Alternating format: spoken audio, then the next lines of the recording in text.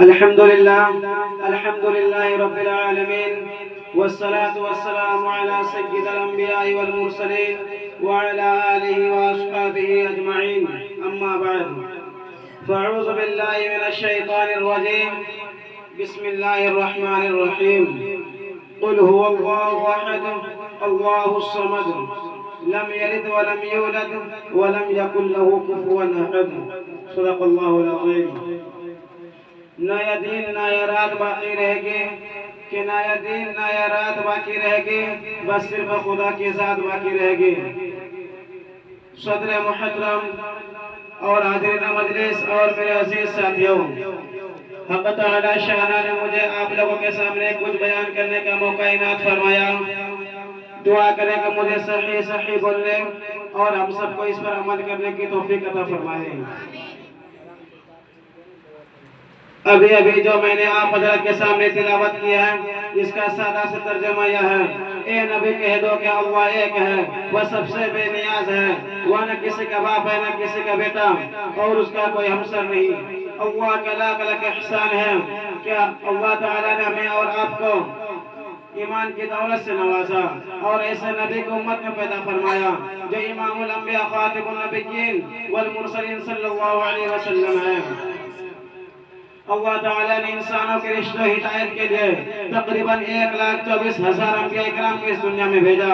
تمام نبیوں کی باتیں ایک تھی، تمام نبیوں کا طریقہ ایک تھا، تمام نبیوں کی مشن ایک تھا، مگر ان میں سے بات کسی معین قبیلہ کے لیے، کسی متعین قبیلے اور خاندان کے لیے بھیجا.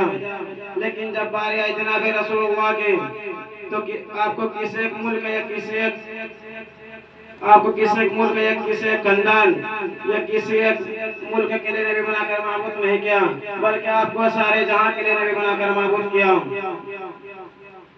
جب حضرت ابراہیم علیہ السلام آئے تو لا الہ الا اللہ ابراہیم خلیل اللہ کہا، اور جب موسیٰ علیہ السلام آئے تو لا الہ الا اللہ موسیٰ کلیم اللہ کہا، اور جب جناب محمد رسول اللہ صلی اللہ علیہ وسلم آئے تو لا الہ الا اللہ محمد رسول اللہ کہا.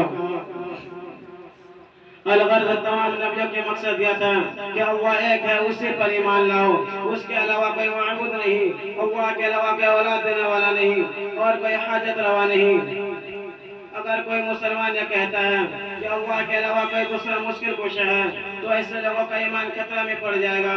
اسی توحید کو سمجھانے کے لیے تمام انبیاء کرام آئے اور طرح طرح کی تکلیفیں برداشت کی. اسی توحید کو قرآن میں مختلف انداز میں مختلف جگہ بیان کیا ہے. اگر کہیں کہا گیا ہے قل هو اللہ احد اللہ الصمد تو کہیں کہا گیا ہے وَإِلَٰهُ إِلَٰهٌ وَاحِدٌ. اگر کہیں کہا گیا ہے اللہ لا الہ الا هو الحی القیوم تو کہیں کہا گیا ہے انی یکون له ولد ولم تکن له صاحبہ. اگر کہیں کہا گیا ہے یا صاحب السجن ارباب متفرقون خیر من اللہ الواحد القہار تو کہیں کہا گیا ہے ما تعبدون من دونه الا اسماء سمیتموها انتم وآباؤکم ما انزل اللہ بها من سلطان. الغرض تمام مختلف اسالیب طرق میں وحدانیت کو سمجھایا گیا، مگر ان میں سے بیشتر آئے اس بات پر شاہد و عادل ہے کہ عبادت اور پرستش کے لائق صرف خدا واحد کی ذات ہے. توحید تو یہ کہ خدا عشر میں کہہ دے یہ بندہ دو عالم سے خفا میرے لیے ہے. میرے دوستو، مگر شیطان انسان کا کھلا دشمن ہے، جس کو قرآن میں اس طرح بیان کیا ہے ان الشیطان للانسان عدو مبین. لیکن افسوس ہے آج کچھ مسلمان شیطان کے فریب میں آ کر توحید باری تعالیٰ میں انبیاء اور اولیاء کو شریک کرتے ہیں.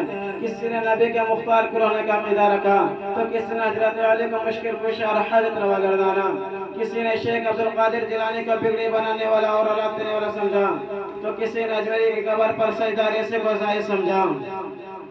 میرے دوستو، اگر اولاد دینے کی طاقت و قوت اللہ کے علاوہ کسی نبی یا ولی میں ہوتی تو حضرت ابراہیم علیہ السلام کی جوانی گزر گئی، ابھی تک ایک بیٹا نہیں ہوا. کس کو بیٹا نہیں ہوا؟ حضرت ابراہیم علیہ السلام کو. اور کس کی گود اولاد کی نعمت سے محروم ہے؟ حضرت حاجرہ کی. اور کون ابھی تک اولاد کے لیے تڑپ رہے ہیں؟ اللہ کے محبوب پیغمبر حضرت ابراہیم علیہ السلام اللہ کے محبوب پیغمبر حضرت ابراہیم علیہ السلام اور لاڈلے پیغمبر کی عابدہ سائدہ ساجدہ حضرت بیوی سیدہ حضرت سلام اللہ علیہا۔ میرے دوستو، خدا کی شان تو یہ انکا علی کل شیء قدیر، اس کی اپنی مرضی، اس پر کوئی زور نہیں چلتا، وہ فعال لما یرید ہے۔ ایک دن حضرت ابراہیم السلام نے اللہ تعالیٰ کے حضور میں انکساری و عاجزی و انکساری سے سوال کیا اور درخواست کی، ربی ھب لی من الصالحین، اے میرے پروردگار مجھے نیک بیٹا عطا فرما۔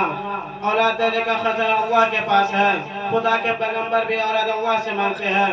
حضرت ابراہیم علیہ السلام نے بیٹا کس سے مانگا؟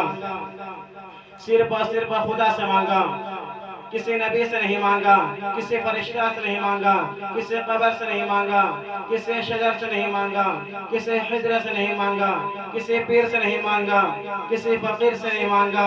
حضرت ابراہیم علیہ السلام نے بیٹا کس سے مانگا؟ ذرا زور سے بتاؤ، خاموش کیوں ہو، بلند آواز سے بتاؤ۔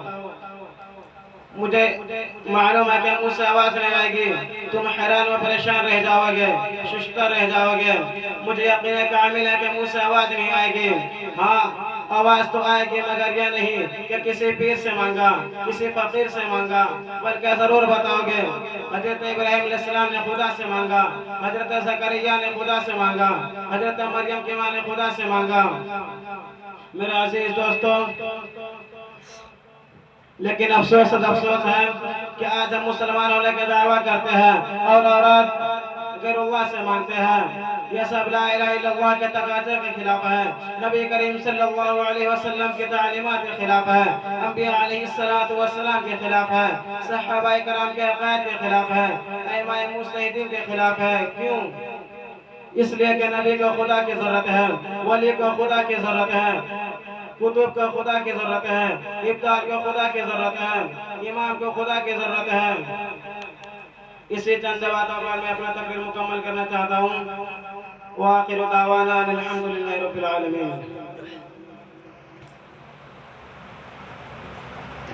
ماشاءاللہ، یہ تھے معصوم محمد مشتاق، جو اپنے باتوں سے اور اپنے اس چار دیواری کے اندر رہ کے جو کچھ سیکھا اس کو بیان کر رہے تھے۔